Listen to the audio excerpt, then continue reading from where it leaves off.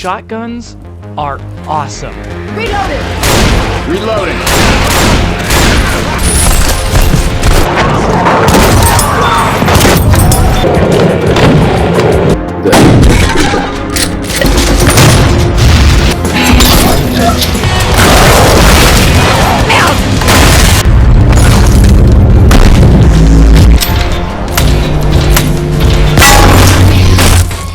It's not an uncommon statement.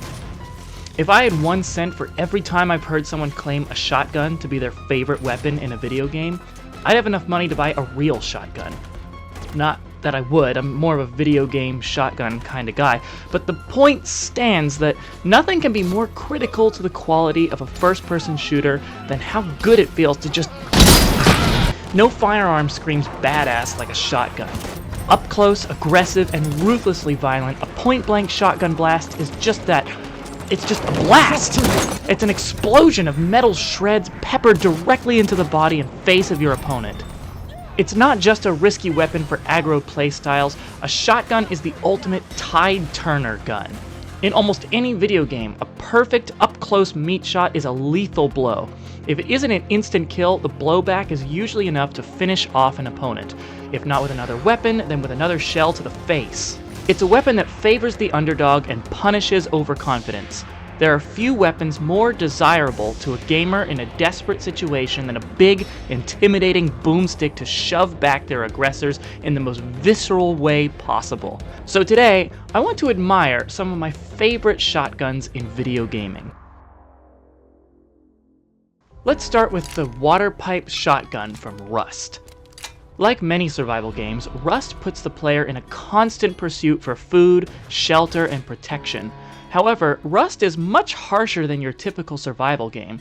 Where most survival games can be practiced, understood, and pushed to the limits of their programming, Rust forces you to compete against the least predictable force in gaming: enemy players. While it's theoretically possible to talk to your foes into docility, you are much more likely to experience the cold and unforgiving nature of gaming. When you're new to a server, it can seem heartless to be ruthlessly hunted by those with hundreds of hours invested in the server, higher skills, and far superior equipment. You might imagine yourself fighting tooth and nail to achieve the same status of those who forced a respawn screen upon you. What you do when you get there, though, depends on who you are. Perhaps you will seek revenge on those who bullied you when you were the new kid on the block. Or maybe you'll try to be kinder to the new players and change the culture for the better. But are you sure that's a good idea? All new players in Rust experience being hunted ruthlessly when they join a server for the first time, but few come to expect the temptation to become the hunter themselves. After all, if you just manage to pull yourself up to a lethal danger level, why can't they? If you truly want to put your survival above all else, then by all means you should do everything you can to prevent every new player you come across from getting any foothold whatsoever, moral obligations aside. And no matter how cruel it might feel, it is an undeniably effective strategy for maintaining your position at the top of the food chain. Except for the shotgun. By typical video game shotgun standards, the water pipe is, on paper, a lot less powerful. It only holds one shot and takes an agonizing 4.5 seconds to reload, but unlike other early game weapons in Rust, if you can just get into range, you can kill anyone. All the armor and padding in the world simply isn't enough to resist the raw power of what is basically a point-blank scrap detonation.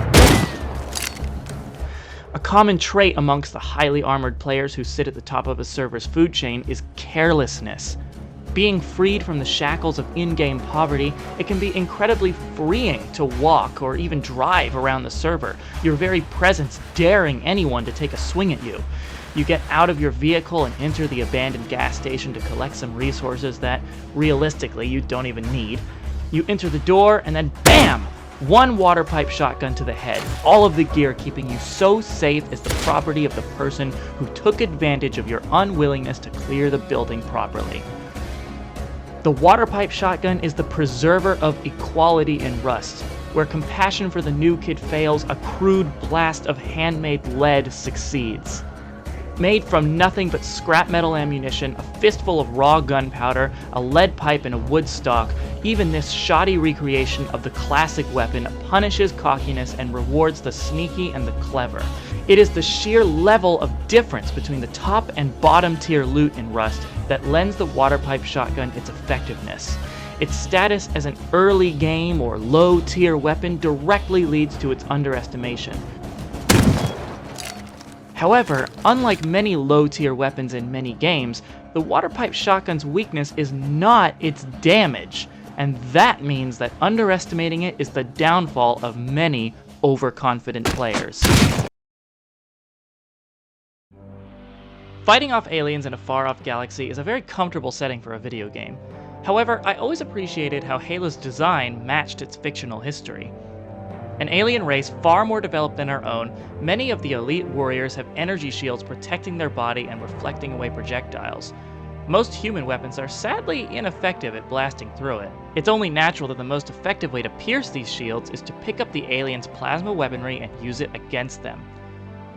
It only makes sense that as the Covenant's defensive technology developed, their offensive technology would also develop specifically to combat the defense they created. I imagine many wars occurring before humans were involved at all, where plasma weaponry would make an enormous difference in a conflict, as piercing the all-too-common shield tech would be fruitless otherwise.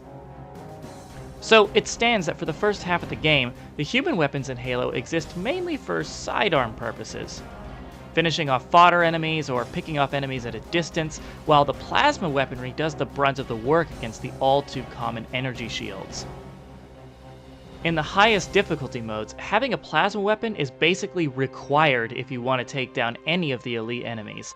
And I don't think the infamously punishing lasso modes would even be possible without the plasma pistol's charge shot. This reliance on Covenant plasma weaponry continues until around the halfway point of the game, when the player is treated to one of the most unique missions in the entire franchise. 343 Guilty Spark is the first, and arguably only mission that places horror and rising tension over everything else. You navigate a desolate swamp by yourself with no wisecracking Marines to be seen. The enemies you encounter are few and far between, and often preoccupied with other battles. Many of the Covenant forces you see are already dead, having not made it out of an unseen prior battle. The mission is quiet, too. Devoid of upbeat music, you listen to the damp footsteps of Master Chief navigating the swamp. Then, the echoes of his boots on the floor of the abandoned Forerunner building he finds. A door opens. A Covenant terminal whirs in the corner. But there is little else to be heard. Finally, at the bottom of the structure, you encounter a locked door and witness the reveal of the Flood. A new alien race that, unlike the Covenant, made themselves feared in the galaxy not through technologically advanced plasma weaponry or personal energy shield units, but with raw consumption. Eating and growing from anything it came across, the Flood presents itself as an intergalactic zombie horde. But this is not the plot twist of Halo. I mean, it is the plot twist of Halo, but not to me. With no energy shields to pierce, human weapons suddenly reclaim their usefulness in the Halo sandbox. The often discarded assault rifle suddenly becomes one of the most effective dispatchers of the little infection forms that swarm into the room, and it's nearly just as effective at bringing down the zombies that come shortly thereafter. After a few rooms of fighting off these zombies, 5 missions into the 9-mission campaign, Halo Combat Evolved finally reveals the last weapon in its sandbox. For the very first time, the player is given a shotgun to use. And what more appropriate time to be granted a shotgun than right as the zombie horde part of the game arrives. And boy, does the shotgun really get to stretch its legs. Tight corridors and hordes of Flood zombies let the player simply shoot one, load one, shoot one, load one, the whole way through. No need to conserve ammo, no need to worry about getting through shields, just blasting to your heart's content. Sometimes 2 or 3 at a time. Sometimes they explode from just one shell. After a whole game of taking cover and thinking tactically, this shift in gameplay completely flips Halo on its head. Your weapon is no longer your offensive option in a militaristic conflict, but a chainsaw churning its way through the walls of flesh that stand between you and your exit. Even when the Covenant does return, the shotgun is still a completely viable option. Just as the water pipe shotgun in Rust can destroy an overly confident Kevlar-clad gamer, the advancement in the Covenant's defensive technology renders them completely taken off guard by the sheer power of the human shotgun. Unlike the single-shot water pipe shotgun, Halo's shotgun is relentless, firing constantly and powerfully enough to rip through the shields and kill the armor-clad elite underneath, the flash of their depleted shield mixing with the purple gore forcefully ejecting from the body of the once-feared Covenant soldier. The shotgun's relentless force puts so much pressure on the Covenant they often can't keep up. And before long, you feel like you're part of the Flood yourself, simply running at the enemy and hitting devastating shot after devastating shot until you come out on top. Later titles always included the shotgun as a staple part of the sandbox, but sadly it was always toned down a little, and never quite achieved the same height as in the first entry. But we will always have the original. I would be far from the first person to praise Team Fortress 2, or its shotgun. But I just can't make this video in good conscience if I don't at least acknowledge how many interesting takes on such a classic weapon this game has. The base TF2 shotgun is the most versatile weapon in the game, being equipable by nearly half the playable characters and functioning similarly on every single one. All 4 classes can switch their shotgun out for an alternate weapon, useful tool, or, a sandwich. And most players do. However, there are still a few players who stick to the classic chick chick boom, and they are often highly rewarded for doing so. I especially love how every character has an alternative shotgun they can use to accent their typical playstyles. For example, the Soldier is a character most players pick because of how fun it is to launch yourself with the rocket launcher. And granted, it can be extremely fun when you get your momentum going. The way players give into 1,000 pieces when you do an unnecessary amount of damage is something I seriously miss these days. I swear, games don't seem to do this anymore. Violent video games just don't help those stock prices enough, I guess. Anyway, the rocket launcher can also blast other players into the air, and the Soldier's reserve shooter shotgun does extra bonus damage to those blown away targets. The Soldier's lead punch really gives a lethal left-right goodnight, if you know what I'm saying. The heavy weapons guy gets a shotgun with a bigger clip size and fire rate, letting you just blast shot after shot relentlessly. I just wish I could equip it instead of the minigun. I'm serious, this big bullet hose is fine and all, but it just doesn't compare to the euphoria of getting a good couple shots with this baby. Especially since the shotgun liberates the normally snail-like heavy weapons guy to actually move around and be a mobile force of desolation. And then there's the pyro. Oh, the pyro! The shotgun is a bit of a niche on the other 2 classes, I get that. But with the pyro's ability to switch weapons quickly, I'm serious. It happens so fast, it's like his flamethrower doubles as a shotgun. The flames kill pretty quickly, sure, but the shotgun is instant. Setting an enemy on fire and then finishing them off with a perfectly timed bullet blast is so fast and satisfying, it's caused Pyro to skyrocket to the top of my most played class list. Almost. No, anyone who knows me from my TF2 days knows that my true love is the Engineer. He's a little guy with only a little health and average speed. Sure, he can build a sentry gun, and even though he's plenty of tools for keeping his sentry alive, TF2 has been out for a really long time, so long it can actually legally drink in Australia, which I guess means our NG friend has been underage drinking this whole time? Would you get out of here?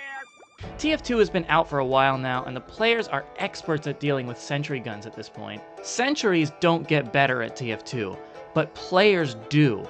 And that means the Engineer's only way of staying competitive involves pumping with his left hand and pulling the trigger with his right.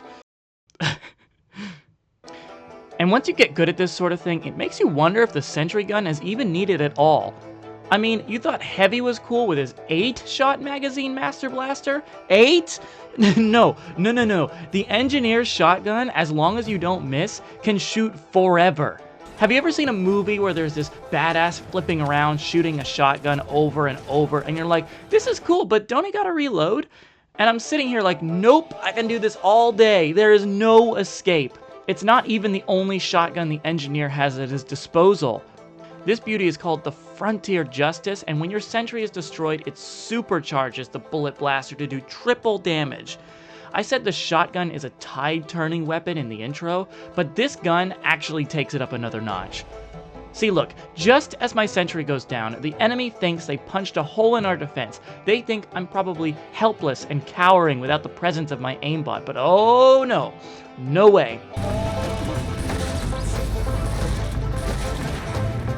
Honestly, even without the gimmicks, the shotgun is a perfect weapon for the weak little support class like the Engineer. Most players will see you and assume you're completely helpless. They'll charge at you like you're a free kill, and if you over-rely on your sentry, maybe you kind of are. But if you put the time into mastering this thing... I have a shotgun! Shotguns are, in my opinion, as good as any game will get. There's an appeal to be had in sniping, or blowing dudes up, or killing them in creative or interesting ways, but there really isn't anything that compares to the visceral feeling of watching someone get reduced to an unrecognizable pile of red after a well-aimed freight train of pain. Or punishing a cocky, over-geared force of fear for underestimating their prey. I love how video games continue to iterate on the age-old design. Amnesia the Bunker has a great shotgun, but it's so hard to find ammo that you're unlikely to fill the magazine in your whole playthrough. But that just makes the sheer force behind every pull of the trigger that much more satisfying and valuable. Meanwhile, in Ultra Kill, you can continuously pump the shotgun as many times as you like, each pump adding more and more power until boom! I think a lot of people tend to dismiss the shotgun as a weapon for noobs or too simple. They say the simplicity of the weapon simply can't compare to the careful precision of a well-placed sniper headshot or a perfectly timed grenade. While these experiences are satisfying, sure, I really hope this video encourages you not to overlook the simple little sawed-off. Or you might just find yourself at the wrong end of one.